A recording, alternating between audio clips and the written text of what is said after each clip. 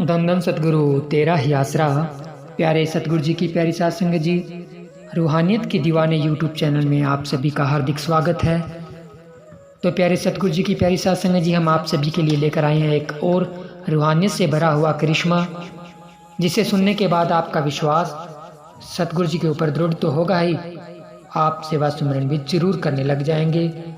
क्योंकि जो सतगुरु के ऊपर दृढ़ विश्वास करके सेवा सुमरन करता है तो उसके साथ कदम कदम पर चमत्कार होते हैं।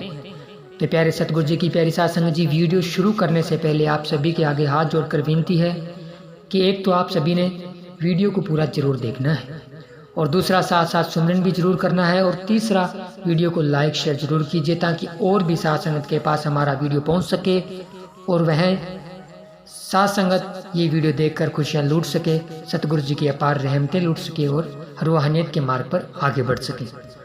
तो प्यारे सतगुरु जी की प्यारे साध संगत जी, शुरू करते हैं जी। धन धन सतगुरु तेरा ही आसरा। डॉक्टर सतेंद्र कुपार, पुत्र श्री हुक्म सिंह, निवासी गांव मुबारकपुर, तहसील मवाना, जिला मेरठ से परम पूजनीय हजूर महाराज जी की उन पर हुई अपार रहमत के करिश्मे का वर्णन इस प्रकार करता है। मार्च 1998 की बात है। उस समय मेरा लड़का अंकुर करीब 2 वर्ष का था। जब वह चलने फिरने लगा तो उसे खड़े होने में चलने में काफ़ी दिक्कत होने लगी। अच्छे डॉक्टरों से चेकअप करवाया, रंगीन एक्सरे कराया गया। रिपोर्ट में डॉक्टरों ने रीढ़ की हड्डी संबंधी बीमारी की पुष्टि की। बाद में मेडिकल कॉलेज मेरठ के डॉक्टर भारती की सलाह पर MRI टेस्ट करवाया, जिसमें स्पाइकपन कैंसर, रीढ़ की हड्डी का कैंसर की पुष्टि हुई। मेडिकल साइंस में यह एक गंभीर लाइलाज बीमारी है। मैंने फिर निराश होकर अपने प्यारे सतगुरु जी से पूछकर ही आगे इलाज करवाने की बात सोची। सारा परिवार बहुत ही परेशान था। मेरे लिए अपने सतगुरु के सिवाय ऐसे वक्त में कोई और सहारा नहीं था। मेरा सारा परिवार सत्संगी है, इसलिए सतगुरु जी की रहमत से सारे परिवार ने मालिक के नाम के भजन सुमरन में समय लगाया। प्यारे सतगुरु जी ने मेरी भाभी सरोज पत्नी विनोद कुमार को रात के समय सुमरन करते हुए अपने नूरी दर्शन दिए। वह बात बताती है कि जब वह नाम का सुमरन कर रही थी तो साथ साथ में उसे विराग्या में रोना आ रहा था। तो एकदम पूज्य हजूर पिताजी बहुत सुंदर रोशनी में प्रकट हुए। सतगुरु जी के सफेद वस्त्र धारण किए हुए थे।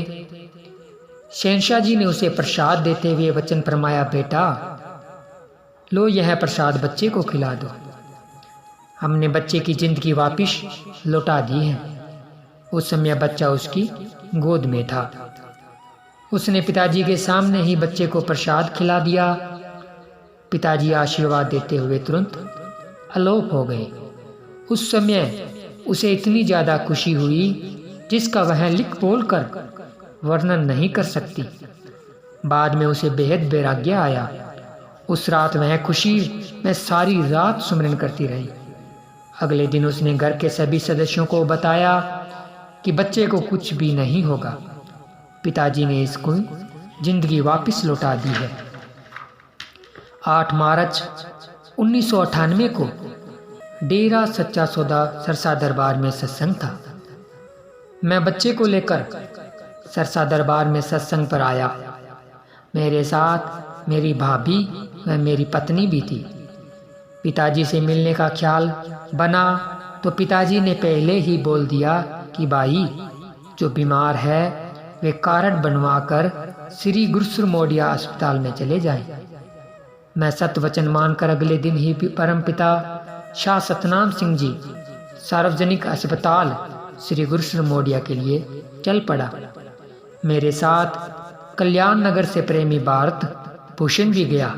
दिनांक 9/3/1998 को हम लगभग दिन के 12 बजे श्री गुरु मोडिया अस्पताल में पहुंच गए।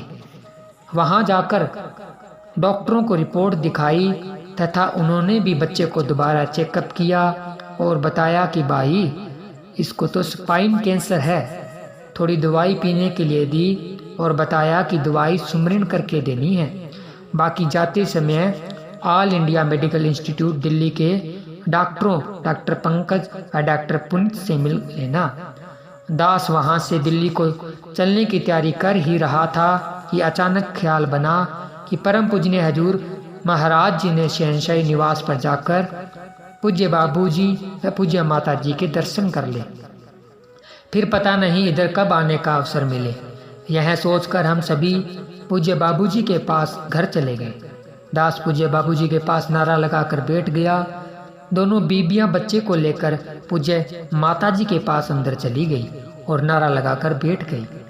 पूज्य माताजी ने राजी खुशी पूछकर बच्चे के बारे में जानकारी हासिल की। पूज्य माताजी ने कहा, बेटा वापिस जाते समय हजूर महाराज जी से मिलकर जाना। पूज्य माताजी के कहे अनुसार हम वापिस सरसा लौट आए। रात काफी हो गई थी। पूज्य पिताजी परम पिता शाह सतनाम जी धाम में साथ संगत को दर्शन देकर अंदर गुफा में चले गए थे। मैंने धाम में जाकर सत ब्रह्मचारी सेवादार पवन खां जी से मिलकर बताया कि हम श्री गुरुसर मोडिया से पूज्य माताजी के वचना अनुसार यहाँ पर दोबारा आए हैं तथा पूज्य पिताजी से मिलना है। सत ब्रह्मचारी सेवादार भाई ने मुझे समझाया कि प्रेमी जी सुबह मजलिस में दर्शन करना तथा बात कर लेना। मैंने अगले दिन सवेरे मजलिस में पूज्य पिताजी के दर्शन किए, मैं प्रोग्राम सुना। उसके बाद पूज्य पिताजी को अंदर गुफा में मिलने के लिए सत ब्रह्मचारी सेवादारों को मिला। सारी बात बताई। मेरी भाभी को अंदर जाने की आज्ञा मिल गई। वह बच्चे को लेकर अंदर गुफा में चली गई। गुफा में जब सभी प्रेमी पिताजी से बात कर चुके थे तो अंत में मेरी भाभी ने पूज्य पिताजी के सामने अरदास की कि पिताजी आप जी के हुक्मना अनुसार बच्चे को श्री गुरुसर मोडिया के अस्पताल में दिखा कर लाए हैं। टेस्ट वगैरह करने उपरांत उन्होंने कैंसर की पुष्टि की है और ऑल इंडिया दिल्ली में डॉक्टरों को मिलकर जाने के लिए भी कहा है। शहंशाह जी ने बच्चे पर अपनी रहमत भरी दृष्टि डालते हुए फरमाया, बेटा सारा परिवार इकट्ठा बैठकर ज़्यादा से ज़्यादा सुमरन करो तथा दवा भी सुमरन करके ही दी जाए। वैसे घर जाते समय ऑल इंडिया दिल्ली में भी बच्चे को दिखा लेना। फिर दास बच्चे को लेकर दिल्ली गया। ऑल इंडिया अस्पताल में डॉक्टर पंकज और डॉक्टर पुनित जी को सभी रिपोर्ट दिखाई। वह वहाँ पर भी चेकअप करवाया। वे बोले कि इसी रीढ़ की हड्डी का कैंसर है जो कि लाइलाज बीमारी है। इस अस्पताल में अमेरिका से डॉक्टरों की एक टीम आई हुई है। अगर आप चाहें तो वह इस पर परीक्षण कर लेंगे। मैंने सोचा कि पूज्य पिताजी ने हमें यहाँ दिखाने के लिए भेजा है, न कि एक्सपेरिमेंट करवाने के लिए। हम अपने सतगुरु पूज्य पिताजी के वचनानुसार वहाँ से अपने घर मुबारकपुर में वापस आ गई। सतगुरु की रहमत से दवाई जो डॉक्टरों ने लिखी थी, अपने मुर्शिद कामिल के वचनानुसार वो दवा सारा परिवार भजन सुमरन करके देते रहे। सारे परिवार ने पिताजी की दया मेहर से सुमरन करना जारी रखा। धीरे धीरे बच्चा खड़ा होने लगा तथा 2 माह के बाद उसने अपने पैरों पर धीरे धीरे चलना शुरू कर दिया। अब बच्चा बिल्कुल स्वस्थ है। यह सब कुछ हजूर पिताजी की दया मेहर द्वारा ही संभव हो सका है। इतने बड़े उपकार के लिए दास के पास तो वो शब्द भी नहीं है जिनसे अपने प्यारे पर उपकारी सतगुरु जी का धन्यवाद कर सकूं। फिर भी दास अपने सतगुरु जी का असंख्य बार धन्य धन्य कहकर धन्यवाद करता है। पूर्ण सतगुरु कुल मालिक सर्व समर्थ ताकत होता है और वो जो चाहे सो कर सकता है। उसके लिए कुछ भी असंभव नहीं है। इसलिए ही तो कबीर जी ने गुरु को गोविंद से भी बड़ा बताया है। सतगुरु का वचन अटल होता है, उसे कोई टाल नहीं सकता।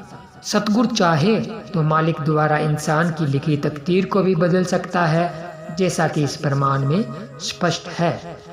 धन धन सतगुरु तेरा ही आसरा। प्यारे सतगुरु जी की प्यारी साध संगत जी, आप सभी ने सुना पूज्य गुरु जी का अपार रहमत भरा हुआ करिश्मा कि किस तरह से सतगुरु जी की अपार रहमत से कैंसर जैसा रोग जो ला इलाज होता है, जिसका कोई इलाज ही नहीं होता, वो रोग भी सतगुरु जी की अपार रहमत से वचनों से कट गया। तो प्यारे सतगुरु जी की प्यारी साध संगत जी, सतगुरु के प्यारों के साथ ऐसा ही होता है। जिनको सतगुरु के ऊपर दृढ़ विश्वास होता है उनके साथ ऐसा ही होता है। तो आप भी सतगुरु जी के ऊपर दृढ़ विश्वास बनाकर रखिए, सेवा सुमरन करते रहिए।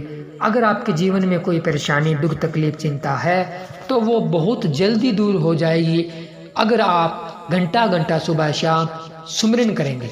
क्योंकि ये पूज्य गुरु जी के वचन है कि अगर आप घंटा घंटा सुबह शाम सिर्फ 2 महीने ही सुमरन कर लोगे तो रिजल्ट आपके सामने होगा, कुछ बताने की जरूरत नहीं।